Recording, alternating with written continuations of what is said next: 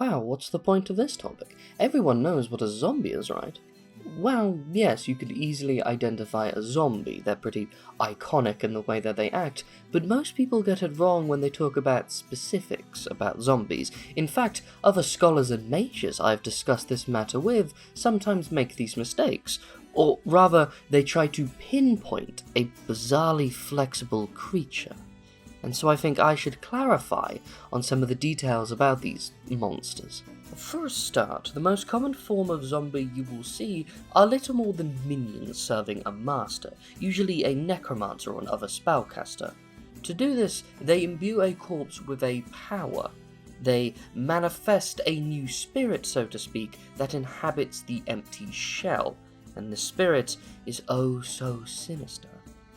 Luckily, the creator has complete control over it for a time, the limit of which depends on the spell that they actually use, for there are many that animate the dead. And just so we are clear, a necromancer is a wizard whose primary focus is that of necromantic magic. See, this is not solely animating the dead, it has other effects on what it can do, such as decaying certain things and reversing said process. Blinding or deafening someone, or just doing straight damage to someone would class as necromantic spells. The raising of the dead is just the more infamous version. And as a bizarre little fact, some healing spells are actually a form of necromancy, since they're just reversing the process of decay. However, most wizards cannot cast these spells, they do very much study them though. But most are shunned for a reason, as those who undergo this path usually do dabble in raising the dead, so they're always looked at with suspicion for good reason. They will have complete control over the creature. They could order it to do any task that is clear and simple. Attack that person, or carry those things over there are easy. But if you had something more complex in mind, say the building of a structure, you would need to walk them through step by step for the entire process. For these creatures have a very simple capacity. To put it bluntly, they are dumb. Very, very dumb. Luckily, commanding them is through the spell, and so you don't have to spell it out loud in words the whole time. This should also go without saying, but I must state this. Creating a zombie is an evil act. There are undead you can manifest that would not be. The humble skeleton comes to mind, but zombies are evil. Creating and manifesting them is a horrid thing to do. The caster will know magically when time is running out, and will be able to recast the spell to regain control over the creature. The interesting part, however, is when they don't recast the spell, or if the caster dies, because then the zombie is free. Now, as I said before, the spirit that manifests in these corpses is sinister and truly evil. Once it is free, it will try to cause as much death as possible, and it will start with the more large and obvious things such as people and animals and other wildlife, but it will not stop at creatures. Once all of those are gone, and it knows they are gone, it will try to destroy everything. Every flower, every blade of grass, sometimes even the very moss on the walls. This is why a group of base zombies going rogue doesn't actually spell the end, for it's very likely that they are going to spread out chasing a rabbit or something until someone capable is able to deal with them easily, one after the other, or maybe just the one of them. Or perhaps something in the wild will kill them. Maybe a bear will just crush one that comes round, since they're already weak and frail. Not to mention, they are very susceptible to holy magic.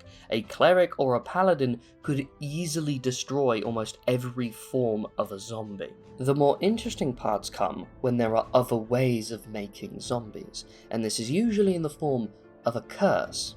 See, when magics are not used intentionally to create a zombie, other means can still do so. Perhaps a crypt has been corrupted, causing the dead to rise again. Maybe a king's tyranny is so bad that the whole country is corrupted by his sheer vanity. Or the ire of a dark god has been wrought, corrupting the land. Maybe a cursed artifact forces anyone who dies wearing it to come back again. Regardless of its source, sometimes a land or its people are just scarred, making the dead rise again. and this is usually in the form of the zombie. Now, when this happens, zombies usually tend to stay within the corrupted land, regardless of its size, and they try to kill everything within it. They don't really go beyond the threshold unless it is spreading, and if anyone is to die while within these lands, they will almost certainly raise again and join the dead. No doubt this has led to the legends of the Restless Crypts, where the dead endlessly wander the halls looking for foes to kill. Well, this is what causes that, and it is a true, albeit rare, phenomenon. Now, it's not actually clear what happens to the wandering dead should a curse like this one be lifted. It really is a case-by-case basis. Sometimes they will just drop all at once, akin to what animated skeletons do. Again, more on them another day. But they might just revert to a feral state, like when a master dies. This could actually be a problem, if this is the case, because now they won't respect the borders of the original curse, and will go out hunting things to kill, such as a nearby local town. In fact, I suspect some ancient crypts of the Walking Dead are left alone for this reason. The resources needed to safely clear them out just aren't worth it. The more powerful adventurers capable of doing so truly have more important things to do, and given the amount of young, foolish adventurers there are out there looking to make a quick coin, they're the ones who are going to stumble into it, and they almost always join the hordes if they don't make it out alive. The problem's not going away anytime soon. Luckily, the problem is self-contained, so it's not actually that much of a problem, provided you just don't go into the crypt. But I think I should speak of the various types of zombies, the numerous forms that they can take. See, almost anything with a corporeal form can become one, given the magic or curse used to create them is strong enough. A novice necromancer might be able to only create humanoid zombies, perhaps an animal like a wolf or a bear at the very most. Maybe a more adept one could raise ogres as zombies, or even zombify a beholder. But a skilled lich really has no limit on what they can turn into a zombie.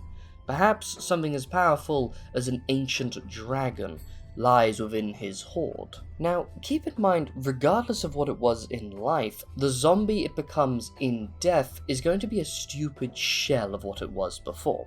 While the body might remember some innate abilities, such as a dragon's breath attack or a beholder's beam eyes, if you raise, say, a spellcaster in hoping it would cast the spells it knew in life, you would be severely disappointed. There are other forms of undead that would allow you to do such things, but the zombie will never be able to.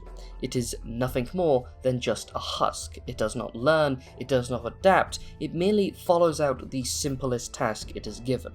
When no tasks are being given, it just kills. But do not let the fact that they are little more than a husk allow you to underestimate them. See, the zombie's simplicity is one of its strongest assets. The fact that there are so many things that can create zombies, they can create a large amount of zombies, and that they're all a little different allows you to not truly know what you're dealing with when you're coming up against zombies. For one example of their bizarreness, there is a phenomenon where only body parts are being animated. An arm might come off and start crawling towards you in hopes to strangle you to death. Or more terrifyingly, perhaps corpses could be merged together, forming a hulking monster, or a clot of them. There is one common myth about zombies. Many believe that if a zombie bites or scratches you, you would slowly become one, like it's an infection. And no, that's not true, and that's not how it works at all. In fact, most zombies actually use weapons or just smack at their opponents, since it does more damage than their bites would do, since the teeth are frail. There is, however, a form of them that does make more zombies. It's known as a plague spreader, and the name is a little misleading. See, instead of biting you, what happens with the zombie is that it acts like every other one. It's just surrounded by a noxious miasma, and if anything was killed while this miasma was taking effect, they would rise again as a zombie.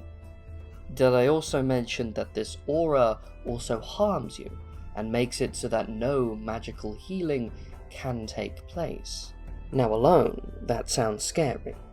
Now imagine that there are 70 of them wandering through your town crawling at every wall of your house, surrounded by countless more of them. Worst part, there is an evil man up on the hill, laughing as he orders them to do so.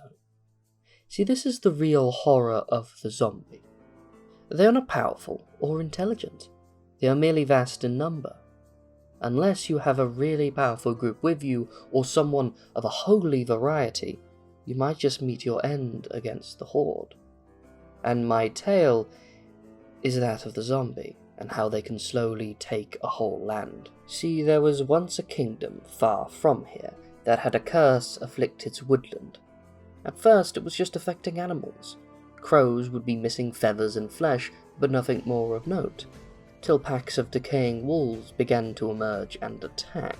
People started going missing more and more, and eventually, when some started to return, the cries of joy were quickly slashed by the hands reaching for the necks of their former family. A hamlet or two started to fall until a large town was attacked, but managed to hold on. Here's the crazy part, however. Those who did survive started to blame each other, thinking one of them was a witch in secret that brought the dead upon them. They would start to fight over these accusations, forcing law enforcement to overstep several boundaries in the countryside, causing more deaths in the process. And to make matters worse, their capital fell as a family of stone giants had turned into the horde and broke down the walls, killing the king and converting the biggest populated area in one fell swoop. With chaos and disorder reigning over what little was left, the Guard took power into their own hand. A local captain, technically the highest ranked authority left, gave themselves the title of Baron, and forced all to pick up a sword or spear and join against the ever-growing legion. Those who would not, however, were as bad as the zombies, and were slain just like them. In their new growing state, the authority of the Baron was absolute, and must be respected above all. In this new state, loyalty was their only virtue. Eventually, word of what was unfolding reached the rest of the world, forcing other nations to take action. A meeting of crowns was held as other local rulers scried on the state of the land. But when they saw what little was left and what had become of it, it was decided the land was not worth saving, and so came up with a plan B. They called for many skilled and powerful wizards as they could, including myself, and asked us to seal the realm away, to make it its own little pocket dimension. We did so with great effort, saving our world in the process, but dooming what little was left of theirs. Or so we thought. See, many adventurers travel between dimensions, and one group, years later, happened to end up within the pocket one we had made. It still survives. The state that formed had made a standing, grandiose castle to house what was left, as endless waves of the never-ending horde crash against them. They had perfected fighting the undead, and now they lose absolutely nothing to their number. We tried to contact them, but they, understandably, hated and resented us for what we did, calling us zombies as if we were the ones outside the walls. And so we decided to leave them. A realm destined to one day die by the hands of the zombie swarms. A morbid tale, one I'm not the most proud of, but I can't think of a creature that deserves a more morbid tale than that of the zombie. Although 90% of those you will ever encounter are little more than a spellcaster's thrall, it is truly interesting to know the horrid depths of what these sinister souls are capable of. Thank you for listening to my tales. I'm the Ashspawn. Feel free to either like, comment, or subscribe. It really does mean a lot to me. But, till next we meet, fellow traveller, have a good day.